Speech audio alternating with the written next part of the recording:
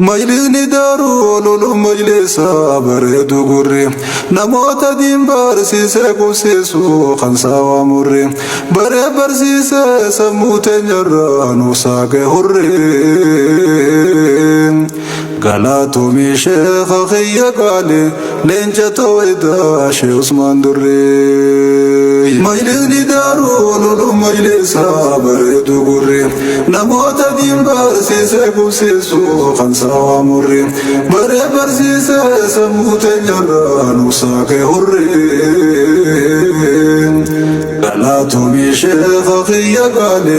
leenca tawaydaa shee Usmaan Durree. Yeroo duraa yoo ilmi barachuu mana bahanii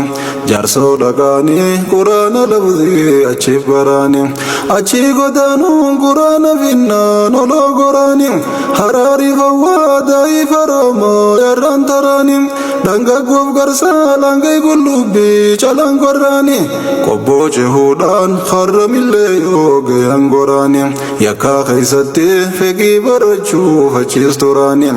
isis fixannaan waan haftee barbaacha ol taraanii baroota keessaan qaxxaamuranii hirnaas ce'anii dabbaasoo fi duullattiif dhagaa cobsaatis ga'anii magaalaa guddiitti aana carcar ciroo sarkaanii fuulleetti ilaalaa arba rakkatteen irra goraanii qunneef baddeessaa keessaan bahanii har'a ga'anii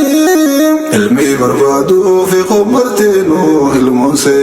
seenee har'a gurguraa geenyaan achi waa garraan goraanii as qubachuudhaan waan asii harkaan asii baraanii achiin diqichaatti achi fiiguun achis taraanii sheekh Bakri irrattis kitaab gannaawii garii baraanii